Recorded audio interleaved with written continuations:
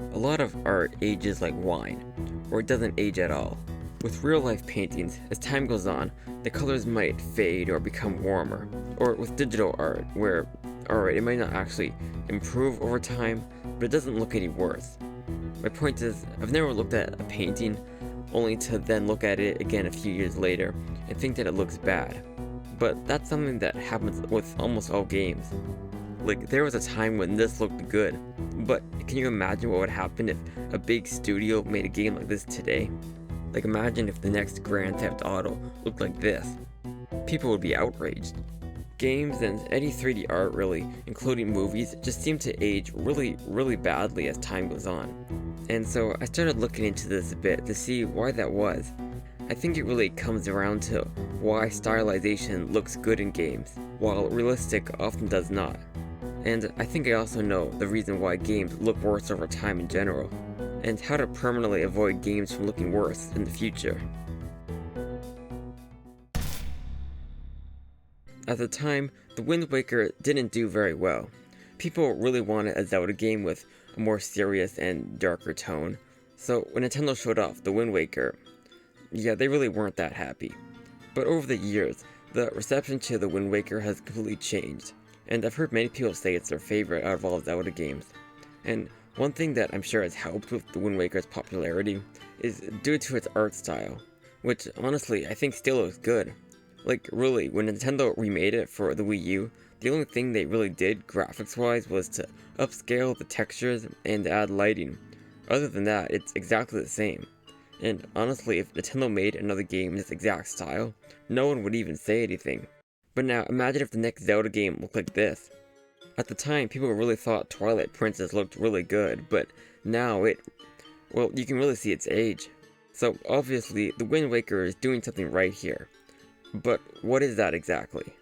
Well, I think it can really be broken down into the 3 problems of stylization. Or the 3 problems that cause games to age like milk, but that one's a bit longer, so the 3 problems with stylization. Real life has a lot of detail, so much so that you can't even see it all with your eyes. And so attempting to replicate all that requires a lot of processing power and impossibly high resolutions and textures. And that's something that I think we're still many years away from being able to do. And so until that happens, everything that we try to make realistic now is going to look worse over time.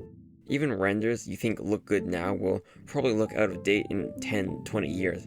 Meanwhile, painters know they can't accurately capture all that detail, so they don't even try to. Instead, a lot of painters will break it down, sometimes just a bit, like simplifying a shadow into a single color, or others will break it down to its core in just 1 or 2 brushstrokes. Think of something like cubism. Even though it's super abstract and has pretty much no details at all, you can still tell what it is, and I think it looks pretty nice. Well, most of the time. Sometimes it goes a little too far, but for the most part you can tell what everything is. And I think this is why The Wind Waker worked so well. It didn't try to capture every detail, instead it limited them all down into their core. But there's a big difference in 3D compared to 2D, and that's something that we're going to get into in the next problem. You ever see those artists that just add lighting by doing this?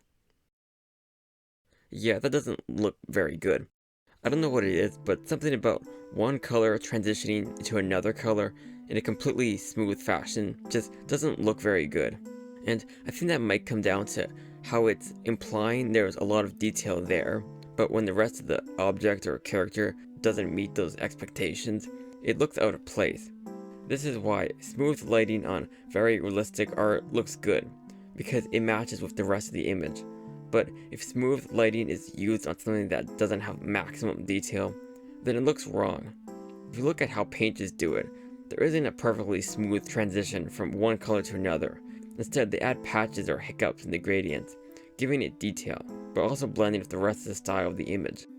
Now, if you just use something like lighting with a smooth transition in a low poly world or something, it probably won't be too noticeable, assuming your materials are pretty matte and such.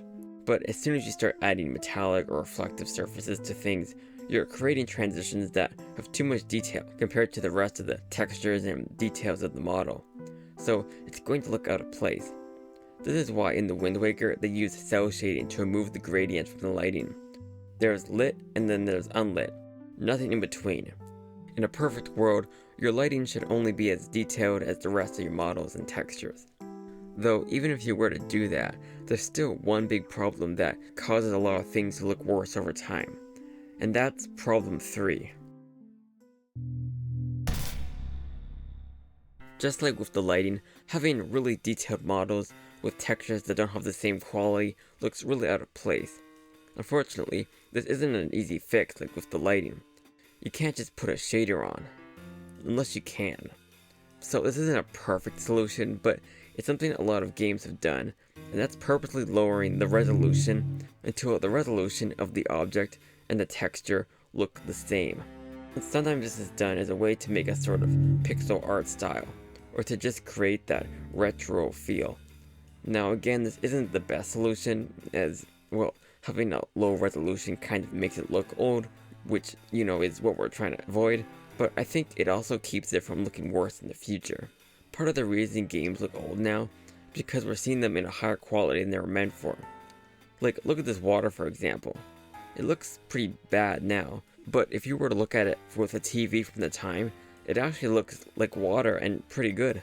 This is why purposely restricting the resolution can keep things from looking worse in the future when we're all using VR headsets and real-life levels of detail. And if you're wondering how painters avoid this problem, they just paint the edges of things in the same detail as the rest of the image. Unfortunately, there's no way to make an edge of something less detailed when modeling. However, there is something that I think could be made that would really help. I think it should be possible to make a sort of shader that could detect the edges of things, then distort them in some way. Now, I'm not a programmer, but after some time fiddling around in Unreal Engine, I was able to make this post-process material that adds these lines around the edges. It's not good, and definitely wouldn't be something I want to play with turned on, but the fact that I was able to make it makes me think that someone who's more competent with code could totally make this a thing. Though still, it might be really hard to balance it correctly to avoid it messing up the edges of things like words or faces or anything with a small level of detail that you don't want distorted.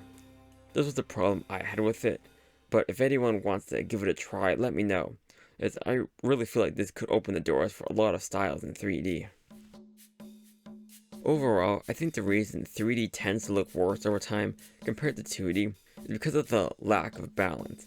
In 3D, it forces you to have a physical space with hard set boundaries on lighting and edges, and so trying to meet those boundaries with the correct level of modeling and texturing is something that we just aren't quite able to do yet. And then trying to do anything other than meet those boundaries just kind of results in off balance. While with 2D, it's a lot easier to just create an equal balance, as there's no level of detail that has to be met. You don't have to draw in a detailed enough style to meet the lighting because there is no lighting, unless you draw it, in which case you can just draw it in the same amount of detail you did with the rest of the art. The only way to create a good looking style in 3D, other than with an impossibly high level of detail, is to lower the boundaries of lighting and edges, which is why cell shading, or even no lighting at all, which a lot of games do, works so well. Actually, I think this is why Minecraft looks so good. There's no actual lighting in it, so you don't have to worry about that. And then because everything is a cube, it makes it possible to meet the level of detail with the textures, which are also just cubes. The thing that creates stylization, and the thing that causes games to look worse over time, is just the things that come with 3D, lighting and edges. And so finding ways to break down those boundaries is the key to making good stylization and to have your games turn into wine rather than milk. Not that I have anything against milk, it just milk tends to age really badly, while wine does not. Though I don't like wine, so maybe this is a bad example. Anyways, you get what I'm trying to say. And if you have any ideas of how to force those rules of 3D to match your art style, let me know, because I think this is really just the only reason why it's harder to make stylization in 3D than 2D. And if we can find a way to break those rules, it opens up a lot of possibilities for 3D stylization.